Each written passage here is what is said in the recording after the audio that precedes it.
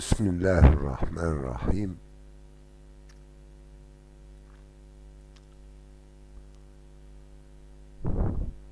الحمد لله رب العالمين.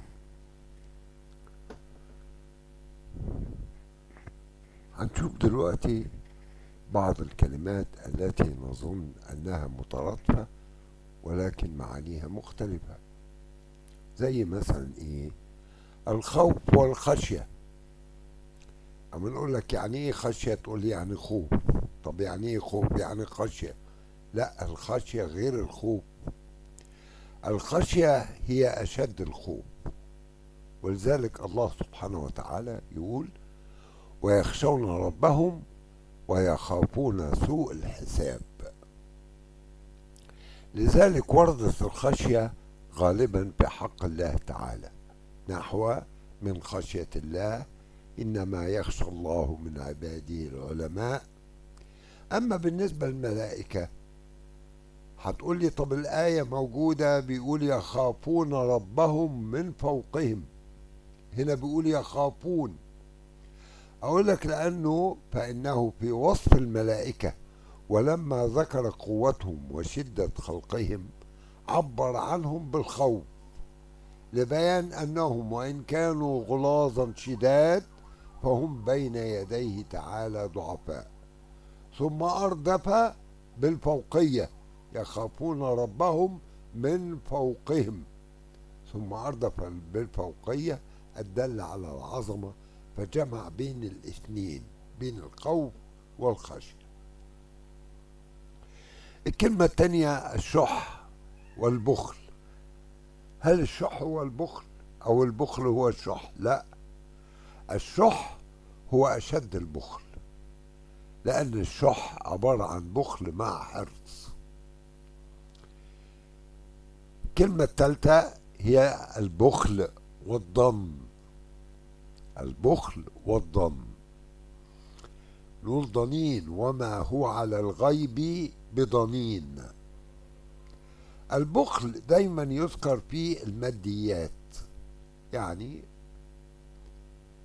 فلوس، ملابس، كذا إلى آخره. أما الضن أو الضنين دايما تذكر في العاريات، يعني أنا لو أعطيته مش هيخس من عندي شيء. زي مثلا ما يقول: هو ضنين بالعلم. هل هو لو أعطاله العلم هيخس العلم من عنده؟ لأ. فنقول هو ضنين بالعلم وليس بخيل بالعلم. أو ضنين بالمشاعر، ضنين بالحب إلى آخره. ومن ذلك السبيل والطريق.